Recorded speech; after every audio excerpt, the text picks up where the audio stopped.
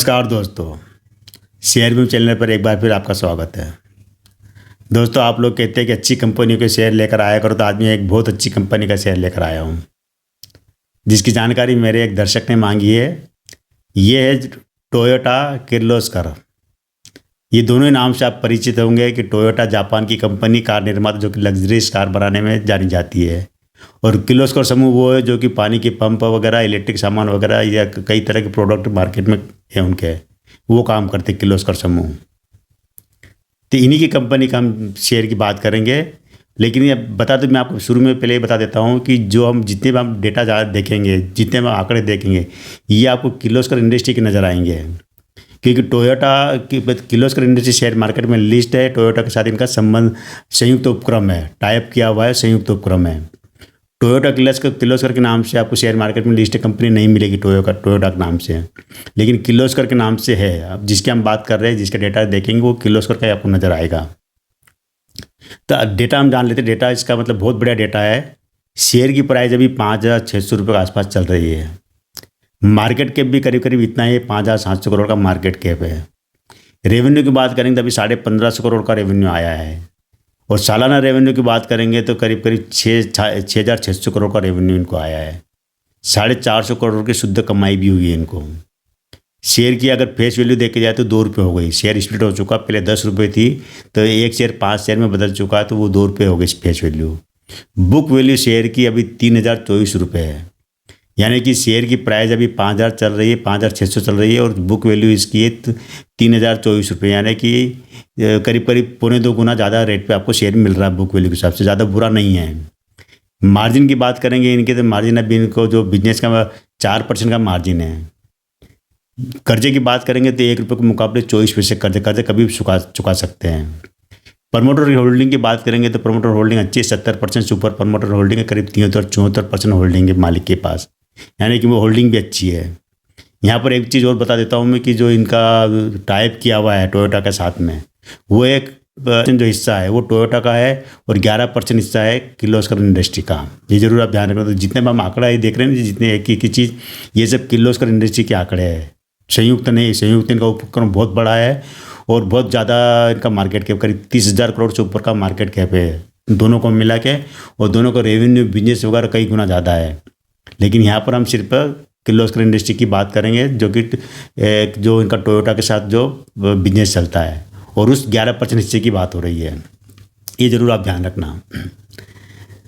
अब हम आ जाते हैं इसकी कहानी के ऊपर कि क्या क्या इसमें घटा, और किस तरह से ये देश में जिनका पारिवारिक बंटवारा का विवाद बहुत चर्चित रहा था। और ये भी आपको जानकर आश्चर्य होगा कि उस बंटवारे को जो कोर्ट में निपटारा हुआ था, तो उस निपटारे में करीब 70 करोड़ रुपये खर्च हुए थे। कोर्ट की फीस, वकीलों की फीस वगैरह सब मिलकर 70 करोड़ रुपये खर्च हुए थे। हालांकि कोई तो ये भी बताते हैं कि करीब 270 करोड़ थे, लेकिन इस कंपनी का कहना है कि 70 करोड़ रुपये खर्च हुए थे। इस पूरे बंटवारे, पूरे ग्रुप, बहुत बड़ा ग्रुप है ये, आज का नहीं है, 135 साल पुराना ग्रुप है ये। तो हम आ जाते हैं इसकी पूरी कहानी पर। कहानी क्या और क्या इसके विवाद रहे थे। तो लक्ष्मण राव ने 1888 में अपने भाई रामानुज के साथ मिलकर एक साइकिल की दुकान डाली थी। बहुत छोटी साइकिल की दुकान थी, वहीं से बिजनेस स्टार्ट किया था। उसके बाद में इन्होंने, जब दोनों भाई का बिजनेस इनका चलने लगा, बाद में 1892 में किर्लोस्कर ब्रदर्स के नाम से इन्होंने अपना साइकिल का बिजनेस चला देते। साइकिल है, कपड़े है, लोहा है, स्टील है, पाइप है वगैरह, और तरह के इन्होंने बिजनेस ही करते गए हैं। और दोनों भाई मिलकर करते गए। बाद में जो इनके भाई थे रामानुज, उन्होंने अपना बिजनेस अलग कर लिया। और जो लक्ष्मण राव थे, लक्ष्मण राव ने अपना बिजनेस अलग कर लिया, जो कि किर्लोस्कर ब्रदर्स के नाम से जाना जाता है। अब आप ध्यान से सुनिएगा कि इसमें जो लक्ष्मण राव थे, इसमें इनके 4 बेटे थे, शांतनु, रामानुज, रविंद्र और प्रभाकर। ये 4 बेटे थे इनके। तो चारों बेटे के तो अभी इस दुनिया में नहीं है, लेकिन आपकी जो बिजनेस जो संभाल रहे हैं, इनके कौन को संभाल रहे हैं कि चौथी पीढ़ी के लोग, चौथी पीढ़ी के बच्चे जो संभाल रहे हैं, वह पुराने जो लोग थे ना, आप कह सकते पूरा बिजनेस चाचा भतीजा के बच्चों के बीच आप में बहुत बड़ा ग्रुप है। इनकी करीब 8-9 कंपनियां शेयर मार्केट में लिस्ट है। टोटल कंपनियां देखा जाए तो करीब 20 के आसपास कंपनियां हैं। 8-9 कंपनी शेयर मार्केट में लिस्ट है, वो जो कि अलग अलग भतीजों के पास है। कोई किसी पास पाइप डिवीजन है, किसी पास क्या डिवीजन, किसी पास स्टील का, किसी पास लोहे का, किसी पास अलग अलग तरह के इनकी इलेक्ट्रिक वगैरह बिजनेस है। सब अलग अलग लोग कर रहे हैं। तो जिसकी हम बात कर रहे हैं, ये जो लक्ष्मण राव के बेटे थे शांतनु के बेटे थे श्रीकांत भी नहीं इस दुनिया में। श्रीकांत के बेटे विक्रम के पास से किर्लोस्कर इंडस्ट्री कंपनी, और इसी किर्लोस्कर इंडस्ट्री कंपनी ने जो टाइप किया वो किसके साथ में, टोयोटा के साथ में, और अपने हिंदुस्तान में 97 से इन्होंने कार निर्माण शुरू किया। 97 में इनका टाइप हुआ था, यहाँ टोयोटा ने और इन्होंने मिलकर बिजनेस शुरू किया था। और उसके बाद में 99 के आसपास ये शेयर मार्केट में लिस्ट हुआ था। उस समय शेयर की प्राइस आपको नज़र आएगी 2 रुपये प्राइस नज़र आएगी।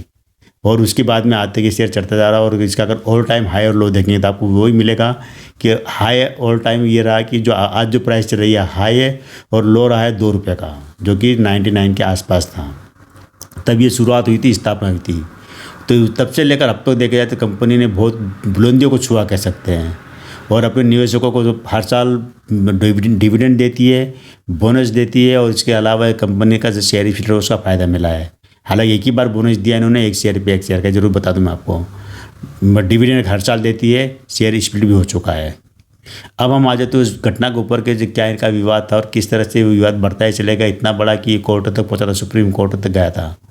और यह हुआ था कि इसके अंदर जो परिवार के जो भाई भतीजे वगैरह थे, जो चाचा भतीजे के लड़के थे आपस में, इनके अलग अलग कई तरह के बिजनेस थे। क्या होता कि जब ये जो लक्ष्मण राव थे वो तो कोई बंटवारा करके गए नहीं थे, तो जितना भी बिजनेस था ना अलग अलग परिवार के लोग संभाल रहे थे।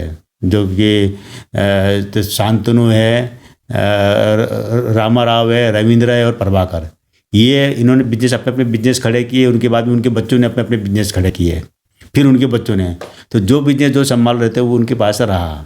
लेकिन इनके बीच में क्या हुआ था कि एक टाइप जो एक परिवार का बिजनेस में होता है, परिवार के बिजनेस में क्या कि इन्होंने एक तरह समझौता था आपस में।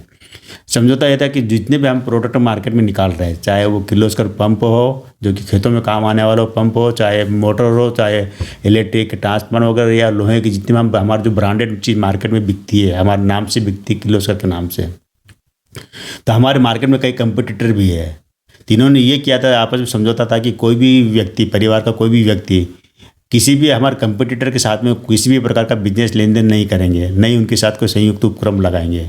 लेकिन क्या हुआ था कि बिजनेस होता, बिजनेस में सब शर्तें चलती नहीं। बाद में परिवार के कुछ लोगों ने, जो इनका जो किर्लोस्कर जो पंप आता है ना, जो सबमर्सिबल पंप और भी तरह की मोटर वगैरह, तो इनके परिवार के 1-2 व्यक्ति ने क्या करा था कि इनके जो मार्केट में दूसरे कंपटीटर थे, गिजाड़ करके ऐसे कोई तो दूसरे कंपटीटर के साथ टाई अप कर लिया और मार्केट में नया एक पंप उतार दिया। इससे क्या हुआ था कि परिवार के संबंध खराब हो गए, और भी लोगों ने इस तरह हरकतें की कि दूसरे कंपटीटर के साथ ही बैठ गए वो।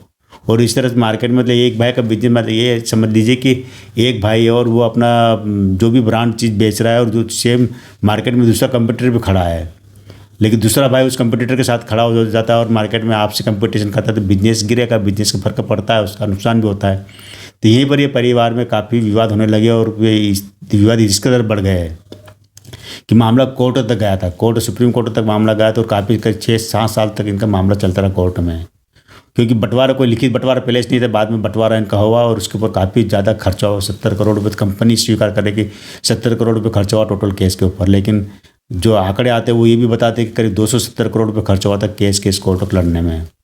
तो ये पूरा जो समूह है किर्लोस्कर समूह, बहुत बड़ा समूह, बहुत बड़ा ग्रुप है। इनकी कई कंपनियाँ, 20 से ज़्यादा कंपनियाँ हैं, 8 कंपनियाँ शेयर मार्केट में लिस्ट है।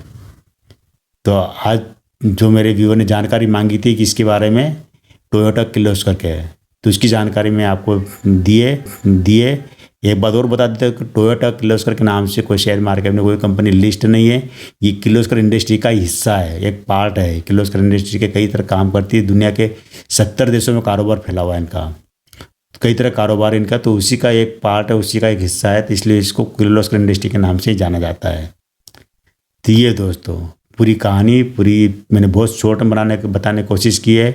आपको अगर बताते बहुत लंबा वीडियो बन जाता है, लेकिन मैं चाहता हूँ कम शब्दों में आपको पूरी जानकारी दे दूँ। तो आज के दोस्तों इतना ही। कल फिर मिलते हैं मैं एक नई कंपनी की जानकारी के साथ और नए वीडियो के साथ। इस कंपनी के नंबर देने की बात हम करेंगे तो 10 में से 9 नंबर दे सकते हैं, क्योंकि कंपनी पर कर्जा बिल्कुल नहीं है। मात्र 1 रुपये के मुकाबले 24 पैसे कर्जा, किसी का कर्जा नाम मात्र कर्जा है। कोई बड़े मामले नहीं है, पारिवारिक मामले खत्म हो चुके हैं, कोई बड़े कोर्ट कचहरी विवाद भी नहीं है। इसलिए 10 में से 8-9 नंबर देने में कोई बुराई नहीं है। निवेश करना ना करना आपकी मर्जी रहेगी। निवेश किया हो तो संभाल के रखे, और भविष्य के लिए अगर खरीदना चाहते तो और खरीद सकते हैं, पर ये टोटल आपकी मर्जी रहेगी। मेरी तरफ से कोई फोर्स नहीं है, मैं केवल कंपनी की जानकारी देता हूँ जो मैंने दे दी है। ठीक है दोस्तों, आज केवल इतना ही। कल फिर मिलते हैं हम।